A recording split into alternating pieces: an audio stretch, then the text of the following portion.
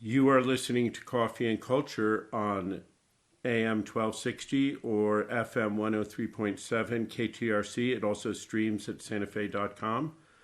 I am your host every other week, and my name is Matthew Chase Daniel. And today I'm in my living room, and I'm talking with the artist Jessi Cross, who is just back from a trip to Italy, where her ancestral home. Absolutely. Back there for the first time in 30 years and exploring the mountains, which remind you of Silver City. Yes, yes. And Jessi is also has some commissioned work or installation at the Railyard Art Project in the Railyard Park in Santa Fe. And that's coming up soon, opening on April 18th. We'll talk about that a little bit, but people can come out on April 18th or after. And your artwork is different things, paintings, but a lot of woodblock and lino cut prints. Yes, yes. Very strong graphic work. And just talk a little bit about what you'll be showing first first talk about what you'll be showing in the rail yard. Yes. So I've been working for the past year on a series of prints. They're all life-size woodcuts of animals that are local to New Mexico and particularly engage in the watershed in various ways. The Rio Grande watershed, Santa Fe River, the Gila, all the different watersheds of yes. New Mexico. Yes. So everything in New Mexico is in a watershed. Yes, right? absolutely. Yes. Right. Yeah. So, and they're life-size. They are life-size. So yes. Some of them are little and some of them are big. That is correct. So I think the smallest might be, what is the name of that little fish? It's like the silver chub or something like that. So that one is maybe about 4 inches. 4 inches. It's a Rio Grande fish. Yes. And also going up into other fish like the brown trout and the cutthroat trout on the fish end of things, and quails and roadrunners on the smaller end, going into jackrabbit, raccoon, skunk, and other things like that size, like a magpie and a Cooper's hawk. Wow, that's a lot of animals. Yes, yes. And then going up in size again, a javelina and a coyote and a bobcat. Wonderful. And the one that I just finished recently that was really taking my time, but I'm really loving is like a young mule deer buck. And that's by far the biggest. So that's about... How big is that? That one is, I think, 46 inches long and closer to 5. It's like 4 feet by 5 feet. Right. It can't be bigger than 4 feet by 8 feet. Is that the limit for you? Well, a sheet of plywood? Yes, it's a good carvable sheet of plywood. The biggest ones I found are 4 by 4 that have like the multi-layers that work for the woodcut. And so the 4 by 4, and then I had to add a little finish on the antlers on the back of another board. Oh, nice. Yeah. So 4 by 4 plywood you can get that has more strata, like more layers? 4 to 6 layers, strata, which I need because usually I'm carving deep in some areas. And right. Yeah. That's interesting. And the Home Depot plywood doesn't have that. That's the necessary lumber? Evil is Home Depot has the most consistent quality. So that's where I'm getting. Right. I think Alpine lumber might have really different kinds of plywood. Check that out. You know where that is? That's downtown on Water Street. Like in town? Yeah, in town. They don't have a lot of wood, but they have sort of higher end wood. Oh, okay. I'm going to go check that out. And there's a great, my favorite plywood place, but it is in Los Angeles. Which is far. But they have like colored plywood, different colors, and the layers are different colors, and they have... Oh my God. They have walnut plywood and like anything you could imagine. It's called Anderson Plywood. They're our sponsor for today. Yeah, apparently. Anderson Plywood in the west side of Los Angeles. Culver City. You heard it here, folks. Anyway, so are they cut all in plywood or some in on solid wood? They are all on plywood. Yeah. Yeah.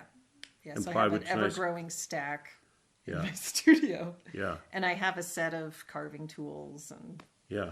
And is that is the woodcut and lino cut a new phase for you? Is that something you've been doing a long time? I would say so. I got my undergraduate, my BFA in printmaking in 2000, and I had been doing then. I was really obsessed with lithography and etching. Where was this? Where This were was you? the Maine College of Art in Portland, Maine, and I'm born and raised Mainer. Oh, really? Yeah. You're a long way from home. Yeah.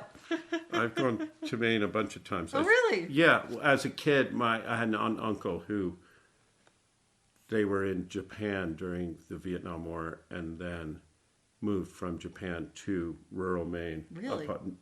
In Gouldsboro. Oh, Gouldsboro. You know where that yeah, that's like down east. Man. Yeah. That's out there. Pretty out there, yeah. Yeah. And so we'd go and visit them, and it was beautiful.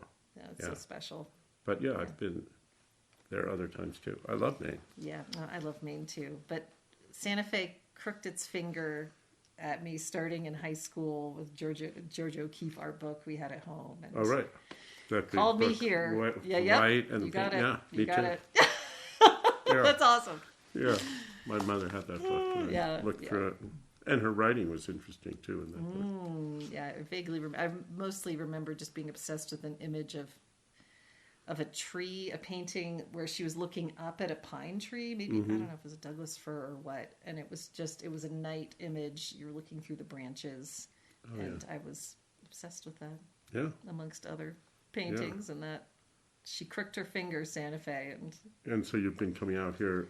Well, I moved out here in 2003 after I finished my BFA, and I had been just, doing hippie Mainer young person things, living in an intentional community and working on the schooners and just doing all the adventuring a person Making should cheese. do. No. Did I do that then?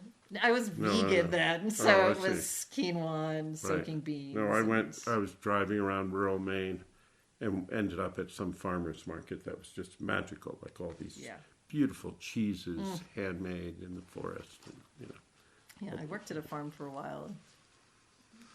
Anyway, that's not what. Yes. We're so the getting Maine off College track. of Art, 2000, graduated. Realized, wow, I'm poor, Right. and don't really have access to a printing press. But I had left over from the work I did at the college, like a huge box of Reeves BFK paper. And so then I got an artist studio in Belfast, Maine, which is just such a special little town if you've ever been there. And I just started painting on paper with ink and gouache. And that ended up, I really have realized over the years, now and again I'll try canvas. I'm a paper artist. I love working on paper. Yeah, it's very different. And I love all the different papers, though I keep going back to Reeves BFK. And so I was doing a lot of painting then and drawing, figuring out like, I press, but how do I get to a press? And I'll just keep doing what's easy and transportable. Right. And then I just kept painting on paper for years and years and years. And it was Silver City again in 2022. I want to say it might have been At the Southwest Print Fiesta? Well, no? at first, I now go there every year, and I shared a booth with a friend this last year and sold prints there. I love that fiesta. Yeah, I was there 2 years ago. Oh, really? Yeah. Yeah, I love that. There. Oh, and you showed at work at the Light Art Space. Light Art Space, yeah. Yeah, I did Karen a Heiner. thing there with you Karen. did? Yeah. That is a special space. I've been in 2 of her printmaking shows, and I just love that. We did, me and a friend, Jerry Wellman, run a mobile art space called Axel Contemporary. Oh, you're part of that. Oh, that's so great. And I we love were Axel. down there making portraits at the Print Yes, Fiesta. you were, at Karen's place. At Karen's place one day in the evening, and then the next day at where all the booths were set up. Oh, how cool. I forget when, 3 years ago, maybe, Oh, okay. Yeah, something like that. Anyway. Yeah, so special. And yeah, I went into Power and Light Press. Oh yeah, Kyle Dury. Yes, and I just was like the smell of the ink and all of the machinery. I was just it brought back all of my love for printmaking, and she was selling some just lino cut blocks. I was like, oh, I'm going to get some of these, and I just started carving and falling back in love with it. And I'll intermittently, you might be able to relate, I'll go between color and then just I'm sick of color and I want to just do black and white. I really appreciate you're just black on white. We have to go to a break. We'll be right back. Great. My name is Matthew Chase Daniel, and I'm talking with Jessi Cross. Jessi Cross, and we'll be right back. You're back with Coffee and Culture. I'm Matthew Chase Daniel, talking with Jessi Cross. She has a show coming up, installation, part of the Railyard Art Project, commissions more or less twice a year, 2 or 3 times a year, artwork from people in the community or from other communities to do temporary installations in the rail yard. And Jessi's is the next one. But we were talking about the Southwest Print Fiesta, and you were saying how much you loved being there and loved having a booth there, and just the set. To me, when I was there, people were selling stuff, and I think it was worth it for people to do that. Yes. But also, it just felt like such a community. There were people coming from Texas, from Arizona, from Georgia. New Mexico, all over, and really a sense of camaraderie and a sense of exchange among the people there in a really nice way. And that, to me, is just the essence of the culture amongst printmakers. It is, printmaking is a process that is often done in community. Mm-hmm. And I love, love, love that about printmakers. Right. And you just feel it in those, at that fiesta and in art spaces where printmakers are. Yeah. And that's maybe partly because a lot of it involves a press and big expensive equipment and teamwork, big clean space. Yes. And most people are sharing those spaces because it's huge equipment. You're talking about a $10,000 to $20,000 piece of machinery. Yeah. And I was part of a group here. It was a community screen printing studio. Oh, really? And it was mostly doing T-shirts and things like that. But it had, big presses where you could do 6 colors and the light table and the washout booth, and it took a lot of space, and it became very challenging in Santa Fe, because real estate is expensive. Absolutely. And it wasn't a big capitalist endeavor. No, that is the other part of printmaking. Yeah. It's not, although the multiple aspect of it is wonderful in terms of getting work out and making stuff that's both affordable but also can pay its own way. Yes, and it is original, and that isn't the other part I really love about printmaking versus painting is the accessibility of it. Yeah. So even like with the 4 foot by 5 foot mule deer buck, which I quake at the thought of ever having to frame one of those. Yeah. So much. Get someone else. I need to learn how to frame. Yeah. But the thing is that you can spend 30 to 100 hours on this thing, but then you can make multiples of it in a way that when I'm working on a painting that takes 30 to 50 hours, I need to calculate that into what I'm charging for that. Sell for it, right? Yes. But and then half of it to a gallery. Exactly. Yeah. So and the framing. Yeah. And immediately you lose accessibility of that to that art piece for most of the population. Right. Are these series of these animals in the New Mexico watersheds, are they limited editions, or are you just printing them until it wears out the blocks? Great question. I need to sort this out because the prints that I'm printing to install, those I really can't edition those. They're temporary installations. Right. And but then when I'm printing on like the Reeves BFK and whatever gorgeous huge good paper I find to print that mule deer buck. Right. Those I'm doing an edition of 20 for Nice. each of those. I think that's about as much as is possible. What I hope to do is to find more funding to be able to install these wildlife prints in other parts of the state along the different watershed Right. areas. Also Outdoors, kind yeah. of- Really, that's the, between printmaking being, accessible cost-wise for people who want to buy original artwork. Yeah. I love public art Yeah. so that people can engage in art without paying anything. And I love the engaging with art by accident. Yeah. It happens when Me too. people find Yeah. things in public space. Yeah. I do run a space, curate and fundraise and install at called the Lena Wall, which is on the corner of 2nd Street and Lena Street. Oh, And it's large scale wheat pasted Ooh, or cool. painted murals that change every 6 months or a that's year. amazing. And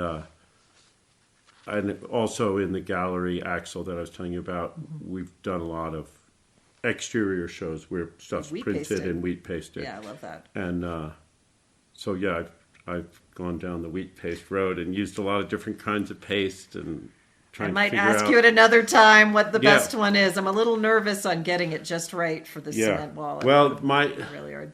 I've made my own wheat paste just out of flour and Yep. water and cooked it, Yep. and that's been good. I have a friend who used to put sugar in. Yeah, I've and heard thought that. made it a little better. What's the I've rumor? used commercial like 5-gallon buckets of Roman. wallpaper paste, Roman, yeah, 880 I think. Yeah. And then I did a big paste up there, and the weather really took it down fast, and there were different reasons. But so the next one I did, I mixed 5 gallons of Roman wallpaper paste with 1 gallon of acrylic matte medium. So it adds waterproof. My ideal is that it looks really good for 6 months to a year, and then it Yes. comes off really easily. Yes. And that's a very hard thing to do. That is, Because yeah. if you make it waterproof and plasticky, it doesn't want to come off. And Right. if you make it so it washes off with water, It then will depending wash on the off with weather, water. it comes down. Yeah. And this installation will be up, I think, through the end of July, maybe into August. Yeah. So assuming we get monsoons again, It'll start coming off about the time it's supposed to come off. that's the hope. Yeah. Yeah. And but I'm going to think about the acrylic. That might be pushing it. I might end up needing to get like a power. Yeah, I washed Blaster it to all get it off off. with a power washer to Yeah. take it off. Anyway, Anyway. so these are going to be, so there'll be a whole series of these animals, the deer as the big one, and Yes. down to the little minnow as the little Yeah. one. Yeah. And these are in the children's play area on the Yes. walls, those You know, cast concrete walls there. Yes, the cast concrete walls. So they'll be the smaller ones will be kind of moving up on that lower wall that kind of goes around the sand areas, the sand play areas, and then it will go up into the largest part of the installation. Will be that I want to say it's 20 feet tall. Maybe it's not quite. It might tall be wall. the big tall wall, Yeah. and that's where like the bigger creatures and everyone will sort of start to intermingle, Hang out, and yes. they'll sort of relate to each other Yes. depending on yes, which way they face. And, yes, and most of them are printed so that they move to the right. Yeah. I know I have a thing. I don't do a lot of drawing, but I used to, as a kid, draw birds and paint birds. And I could only ever paint them with the beaks on the left and the tails on the right, or whatever. From And that's, that- I mean, that's what I'm carving. 'Cause Right, I'm then carving you're doing the opposite. same Yeah, thing, Yep, yeah. yep. and that wasn't like I thought it was a good idea. It's just like how my Naturally. mind worked. Yep. Whatever. Maybe it's reading left to right, and so you Yeah. start with the face on the left and Yeah. move to the tail. Yeah, a lot of those that I did were copying images out of Roger Tory Peterson, Field Oh. Guide to the Birds. Yeah. And so for you, source material, are you finding photographs? Are you finding other artwork? Are you making photographs? Are you drawing from memory? Like what? This How is a does great that work? question. So it's a combination of if I if I actually get a good picture of one of these creatures, I'm using my own photography, but a lot of times I'm doing like a mass amount of image search and drawing from photographs, and some like the raccoon and the mule deer buck. I couldn't find exactly what I was looking for, so they were kind of like a compilation of a few different photographs to Right. get, because That I'm makes looking sense, for right. a perfect profile in motion, and Right. that can be harder to Yeah. find than you'd think. Yeah. Edward So- Muybridge, do you know those photos? No. Edward Muybridge was a photographer who did wet plate photographs. This is in the late 1800s, I think. Oh. And it was called, he did humans in motion and animals in motion. Oof. And he would set up a series of like 20 cameras that would go click, click, click, click, click, click, click. And there would be like a horse running by, and it would capture all I these think maybe things. I've Yeah. seen Yeah, these. I'm Yeah, sure yeah, you've seen yeah. them. Anyway, Yeah, this is they're all beautiful profile, but not of animal, not of snail darters or whatever, chubs or the things that brown trout. flat-faced chubs. Is that flat silver? Yeah, there used to, flat-faced there's the silver Rio chubs? Grande silvery minnow is an endangered species that made it was a big deal here 20, 30 years ago because it was on the endangered species list. That And- would be a very easy addition. yeah. We got to go to another break. We'll be right back. We're talking with Jessi Cross. We are Coffee and Culture at, where are we? 1260 AM, 103.7 FM, KTRC, streaming at santafe.com. And then after it airs, podcasts of this show or the other shows I've done end up on whatever podcast platform you want to listen to.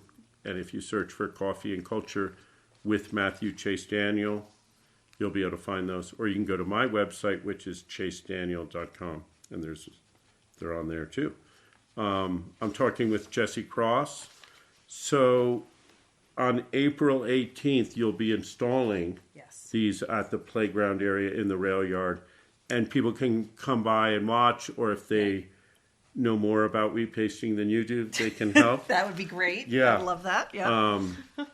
Yeah, wheat pasting is fun. It's kind of magical. Yeah. And I've always wheat pasted from prints, like inkjet Yes. prints and things.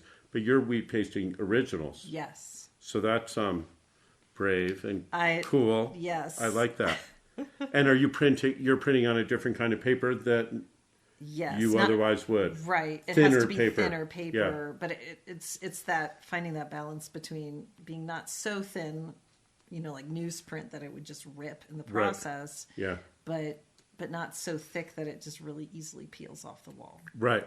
I have like a 50-pound Yeah. Hansen roll. Yeah. That seems to be doing the trick. Yeah. I print for what I do always on, for that kind of stuff, on an HP bond paper. It's basically like the regular typewriter paper, that's great, yeah. but it comes in a 40-inch roll. And, Yeah. but Is it yeah, gloss? Some people prefer is it what? gloss. No, it's not No, gloss. okay. And some people put the glue behind it and coat the front Yes. of it with glue. I prefer not to put any glue on the front. Oh. And I have all my ideas about that, which may be correct or may be incorrect. I think it lasts longer because when it rains here in the Southwest, when it rains and saturates the paper without glue on the front, it can dry quickly. Oh, and it And with the buckles less. with the glue on the front, it becomes this heavy, goopy thing, and has a harder time drying out and tendency to fall.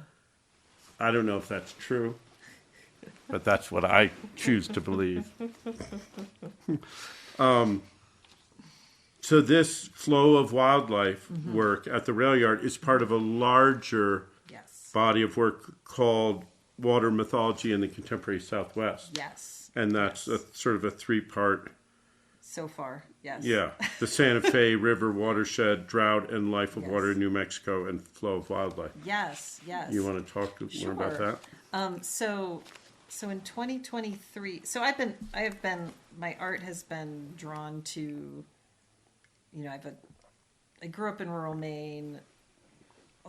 The first 7-8 years I lived here, I lived out in out Surrios Road near Lone Butte in a yurt, and Yurts are nice. Yurts are awesome. They're hot in the summer and cold in the winter. Yes, exactly. Yeah, my candles, just when I first summer there, I just came home and like, my candles are gone. They'd melted into the brick. They were just gone. But growing up in rural Maine and living rurally here for a while, I feel very domesticated living in town. Right. But I really have my own deep, intimate connection with the more than human world, and with both plants and animals and place. And so I've always had that is always pretty much for my entire life featured in one way or another in the art that I do. And but then in 2023, it was the launch year for the Art is the Solution Artist Grant in the city. Right. And I happened to be one of the first grantees. Oh, congratulations. And thank you. It was They've very never exciting. given that to me. And I feel like I slid in because no one knew about it yet, but I'm so grateful for it. No, that's great. And the theme that year was water and scarcity, and that really excited me. And so under the auspices of that grant, I did a series of interviews with people working within the state and locally about water issues and the solutions that the issues and the broader systems at play, and the solutions that people are working with here. And one of the interviews that really just struck to the heart of it for me was Maury Hensley, who runs the Santa Fe Water State Association. Yes, who's a brilliant person. Yeah. And we had such a great time in the interview, and then I was like, hey, I do need a place to exhibit the work I'm going to do that is going to be born out of all these interviews. Can I show it here? And Maury was like, absolutely. And so that was where I ended up having the first showing of the series that I made. And so it was the first year, so it was like, congratulations, you got the grant. In 3 months, you need to have the body of work done. And so I was... And these were the woodcuts? No, these were actually a series of paintings, ink and gouache on paper, where I was processing and trying to kind of come up with visual representations of what I had learned about. And I really ended up... And this was focused on Santa Fe watershed, not... It was a broader... It was mostly because of the way Maury tells the stories of the Santa Fe River and everything I learned from it. I found it so fascinating. I love that space. I have now a 12-year-old who at the time, 3 years ago, was 9, I guess. And makes sense. Yeah, kind of works that way. Seems to work that way. And math, not strong suit for me. And but I have one child, and he's now 12. But since he was really young, and especially during the pandemic, we would go and just be in that river all the time. Right. And even before and where is where was that? Is that the building on 2nd Street near Lena? Oh, okay. Yeah. I don't know that. There's space there. It's near the building with the dragon on the... Is there a dragon on yeah. Dragon on there, yeah. And it's a really beautiful, special space. Yeah. And so I came up with these series of paintings. One... I think the best one in that was kind of like the history of the Santa Fe River. Yeah. And which I represented as a smooth green snake, which is a really like a snake found along the Santa Fe River. And that series and everything I learned in the interviews I did. I interviewed the director of Amigos Bravos out of Taos. They do incredible advocacy for water. Yeah. And I interviewed with someone else that I'm trying to remember the name of the organization. It was a conservancy. I can't quite remember. And he just had relocated, but he was also like just encyclopedic knowledge. Yeah. Well, resource. I mean, all the communities in the Southwest are around water. 100%. The historic communities, and Santa Fe is the same. And it's changed so much since they built the reservoirs, 100%. 100 years ago or whatever that was. And I imagine, it used to flood there a lot more. And like what's Water Street, where I was saying Alpine Lumber, where you might be able to get better plywood. It's called Water Street because it would all flood that part of downtown. Yes. And where the cathedral is and all of there It's a swamp. was a swamp. Yeah, it was Yes. called Ogepoge White Shell Water Place because there were Yes. shells and swampiness there and the ponds and Yes. I learned that from Maury and it blew my mind. One of the paintings is this that I made for it was it was both the time of the bog, the swamp, and the current plaza. right. And because Maury had said in all those buildings around the plaza, every building has a cellar, and in every cellar is a sump pump, because those cellars continue to flood. This is groundwater, Right. and Yeah. and I'd seen images that the Santa Fe River Watershed Association has that of the plots of it, before it was the plaza. It was farmland. It was like a community farming Right. space. And like if you look at the topography and look at like Cerrillos Road running out of town, that's following a contour line, which is following basically an acequia and everything. Wow, absolutely. Downhill from that towards the Santa Fe River was farmland, Frenchie's Field and all that Frenchie's, were yeah, I lived near were there. all irrigated farmland. Yeah, Not very long ago. not It's very really- long ago. Yeah, in the scope Yeah. of things. No, it's fascinating. Yeah. It's wonderful seeing old photographs of Santa Fe. And it's like, Oh God, they show you a picture of it 100 years ago and a picture of it today. And you're like, wow. yeah, that's a lot of change. Lot of Our change. beautiful little boom town. Yeah. We got to go to our last break, but we'll be back with Jessi Cross. You're back listening to Coffee and Culture. My name's Matthew Chase Daniel. I'm talking with artist Jessi Cross. She's installing life-size woodblock prints in the rail yard starting April 18th. Come by for the installation if you like, or come by between after April 18th and before July or August, and they'll be there at the children's play area, pasted onto the wall. Original prints, wheat pasted, a nice, unusual thing. Thank you for that. And you were saying, oh, here's something we could mention is some of your work was sold through the Art in Public Places Yes. program. Yes. And you have work at the Office of Family Representation and Advocacy in Albuquerque. Yes, a print of the coyote and a print of no, just the print of the coyote was purchased through the New Mexico Purchase Initiative by the Office of Family Representation and Advocacy. Yes. Yes, I got it right.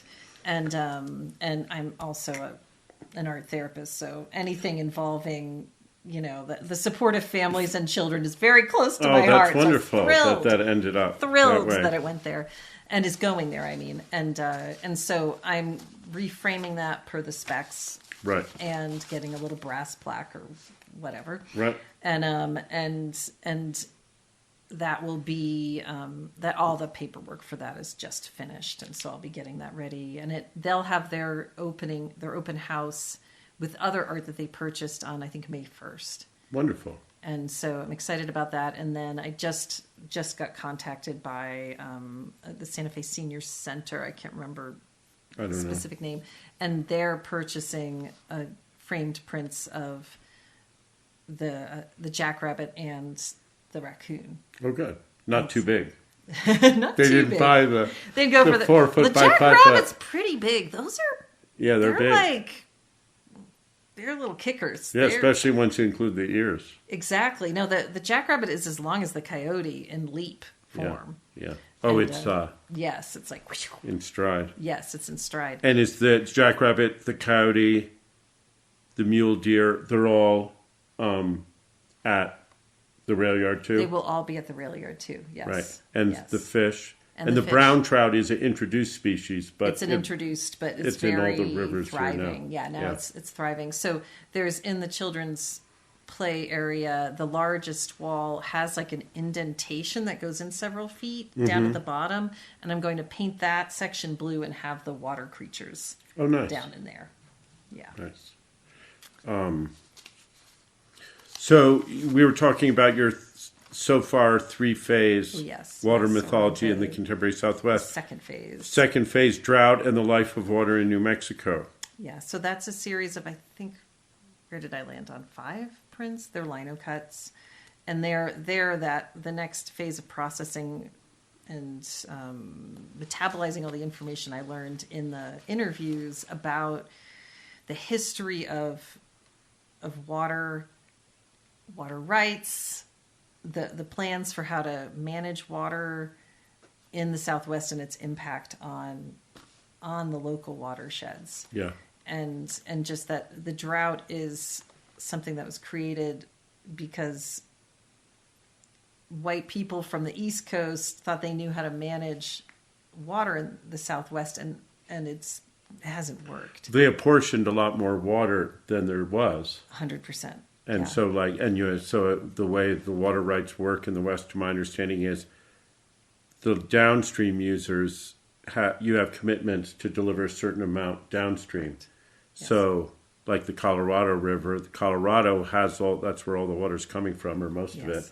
But they have an obligation to give a certain amount as it runs through wherever it's next, Utah or Arizona. And there was a huge compact with California, so much of that water is Colorado goes. Los Angeles. Yes, exactly. Is that water. Is and the whole Owens Valley water. Yes. And there's a great book, and actually Maury was the one who recommended it to me, and I found it on a free shelf at Iconic, and it's called Thinking Like a Watershed, and it's beautiful compilation of essays about this, and really goes into water rights. And it's fascinating, and so much of the water used for irrigation throughout the West, and this happened in California and Arizona here, is alfalfa, which it's very water consumptive, and it's used to feed cattle and horses.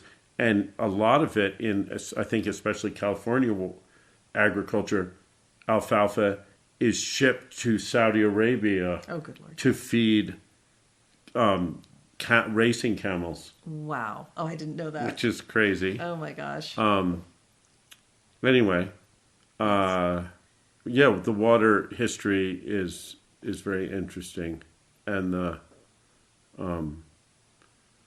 and who was it who was suggesting? Was this John Wesley Powell, or is this Gary Snyder? I know those are very different people, but it was a concept that political organization in the West should be based on watersheds, not on random parallels and stuff. And like a state should be the watershed of the Colorado River, and another state would be the watershed of the Rio Grande or whatever. I think also Aldo Leopold. Maybe that's one thing. Yeah, was involved in talking about this, and because there's a great National Geographic article a couple of years ago and it was about the Gila Wilderness, which was the first nationally recognized wilderness. Right. Because he had gone there doing like his white dude thing. Right. And he was from like Iowa or something, Sand County Almanac. Right? Yes.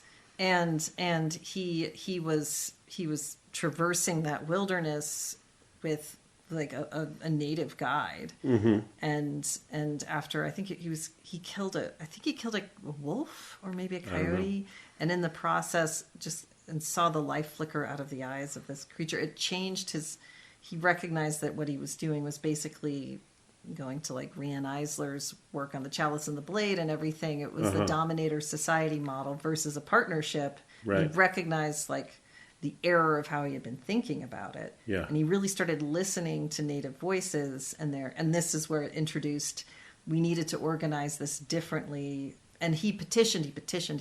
I'm pretty sure it was him. Yeah. That sounds right. I could be wrong. And right. But the Right. The local governments were like, no. We do these postage stamp states, and everyone gets their thing, their piece of it, and blah, blah, blah. End of story.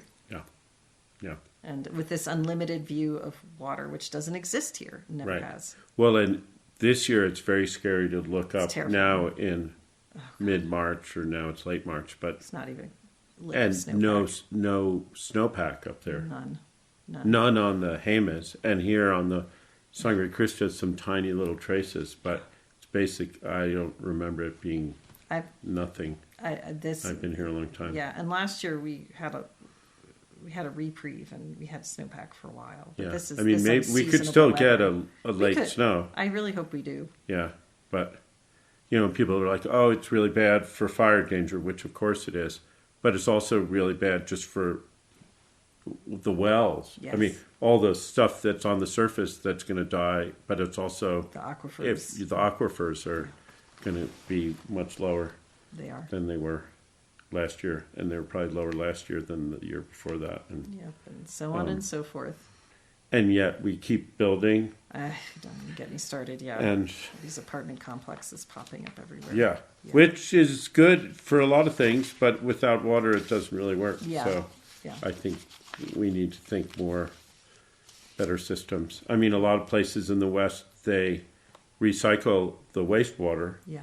and go, what do they call it, toilet to tap or whatever, Yeah. which is a little derogatory, but it's true. I think the city of Las Vegas, they pump their water out of Lake Powell or Lake Mead, whatever the lake is right there, the dam. Yes. They pump the water, and Las Vegas is higher altitude than the lake. They pump it up, they use it, and then all of the sewage gets treated and runs back into the lake. And so they recycle 90% of That's the water incredible. they take out goes back into the lake. And That's so incredible. it's a sort of almost a closed loop. I mean, except for 10%, which is, I mean, you don't think of Las Vegas. I don't think of Las Vegas as like a environmentally conscious place. That's But incredible. when I read that last year, I was like, wow, that's amazing. Yeah, no, they have their advantages, and yeah, I could go into a whole other thing about stormwater here, which is fascinating. And Yeah. the rain gardens, if you know about those. Yeah, But, where they channel water off the street when it's running and fill a Yeah. little pond, and And, yeah, yeah. Maury's done a lot of Yes, that work yeah. there, That's how I learned about those. And Yeah.